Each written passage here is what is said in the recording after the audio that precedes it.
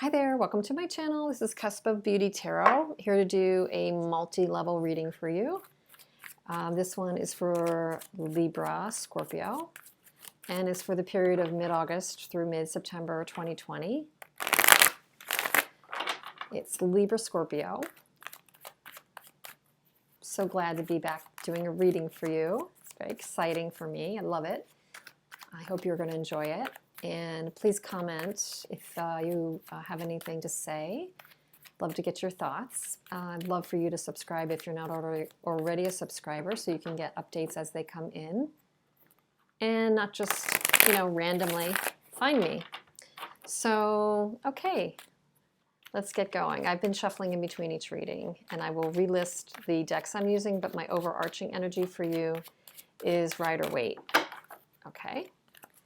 So overarching energy, oh, that's not really my best favorite out of the gate. 3 of Swords, 2 of Pentacles, and the Chariot. Okay, so interesting for Libra Scorpio, mid-August to mid-September 2020.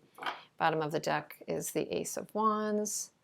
I'm going to just go ahead and lay out the cards. Next row is on your career and finances.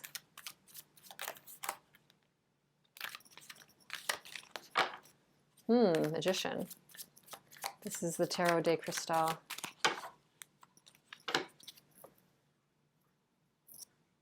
Magician, 5 of Cups, 8 of Swords, 5 of Wands, 9 of Swords. Okay, so there's definitely some conflicting energies for you, Libra Scorpio, when it comes to career and finance. I'm going to talk through that one. Bottom of the deck on that is the Tower. So that could be good news, right? That could be like breaking through some of these trials and tribulations around career stuff just to get to the other side. You do have the Chariot, which is you're going to have some movement here. If you have felt stuck, there's going to be some victory and movement. It's probably going to have to come from a decision. 2 of Pentacles and Chariot. So it's probably going to come from some sort of decision. Let's do a layup on your romance and relationships. Romance and relationships for Libra Scorpio.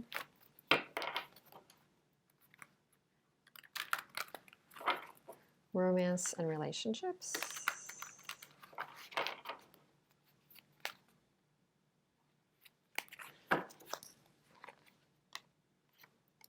Four of Wands in this deck, which is the 4 of Swords. War, which is the Emperor. The 8 of Wands, or Fire. And the 5 of Wands. Okay.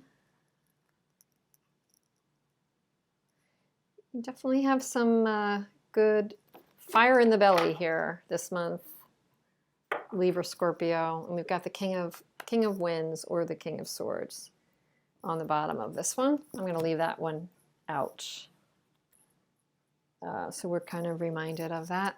And then I'm going to pull some Mystic Moon Oracles as it relates to the relationship. And we'll read those at the end. Kind of get our more intuitive read going first. That was good. 2 of these for you. Okay, so what do we have here? So I do think that you're coming out of a period of disappointment, separation, or hurt at some point, or about something.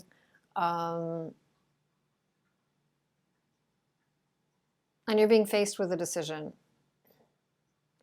You have a fair amount of chaos going on during this period, a fair amount of tumult, and a fair amount of rocky roads, I guess you could say, that you may have to deal with during this period, Libra Scorpio.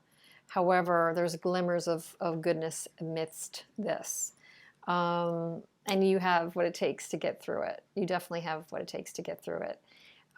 You may have some disappointment during this period. You may have some feelings that I think they're enhanced by you feeling that some things may be personal, when in reality they could be circumstantial. Whether it's at work or in a personal situation, we all have a responsibility in it. But I think when you get to the the Eight of Swords and Nine of Swords, it's just that our anxieties can, and our inner demons on what's going on, what's going wrong, can amplify all that. So I do think you're in an amplified state of activation on your emotions this month, mid-August to mid-September. And we are in Venus in Cancer, which is a really, it can be a good, let's focus on harmony in our relationships sort of a vibe, but it can also be stirring up a lot of emotion in a lot of us. So that wouldn't be altogether surprising. So just kind of be aware of that. But I do think that you're coming into this out of a feeling of already feeling kind of glass half empty about something important, whether it's betrayal at work or betrayal personally. You want to get your control back and move forward and more in command, make a command decision about something. I do think that what's required of you is an important decision. Kind of like not being too emotional, steadying yourself between the emotional and the rational in order to move forward. I think that's what you're juggling with right now. Overall, that's just an overarching energy. Getting past the hurt, making a decision, and in doing so, trying to lean heavier on your logical side and your rational side. And as a Libra-Scorpio, you certainly do have a highly emotional side. Air and water, you can be in your head, you can be in your emotions, as opposed to having any earth, unless you have earth in your chart, which would help ground you during this period. So let's move on. So in the work, and specifically the work, career, finance area, Magician, Five of Cups, Eight of Swords, Five of Wands, Nine of Swords. So we do have the worries, anxiety. Five of Wands is that conflict. There could be some battles with people in the workplace or yourself. Five of Cups, feeling like maybe there's mistakes that have been made. Maybe somebody betrayed you. There's two cups standing in the Five of Cups always. So that's why I say, these four cards in your career and financial area are definitely amplifying any negative hurt or rejection that you've experienced in the career front. You could be in a career transition and you're getting very worried about your finances. You're getting worried about some rejections you've received. There's a light at the tunnel head there with the Two of Cups. There's relationships and networks that could still help you. And you're out of the gate with this big, bold energy of the Magician. You are trying to manifest something. You're trying to build something. You're trying to create in your financial and career world. Absolutely. And you have what it takes. You have the skills. You have the tools. You have the connections, Libra, Scorpio. So the question is, how do you get past any negative vibe, negative image, battles, worry, and anxiety? Okay, so you're going to need to do what you can to not go down the rabbit hole of your anxiety around this. Take small steps forward, the way that you can. Okay, so in the area of relationship, that could be anything. I can't kind of launch into a whole career advice bend on this, but it means to me that there's glimmers of hope here. You have what you need. You need to access your contacts and lean on the side of your logic and not let yourself go down the proverbial rabbit hole on the emotional side. That will serve you the best during this time. As far as relationships go, this is definitely a time to step back, assess, and set some really good boundaries to get your control back. Again, set your boundaries to get your control back. And it may mean that you have to make a move, literally. or, you know, it's going to depend on how this Eight of Fire is determined. You know, it's interesting. This Eight of Fire is in a volcano. So like, to me, it's like under the surface, something is erupting and it's going to have to come out. So I think that there's communication that's going to be coming to you in the area of relationship, or you're going to be communicating outward.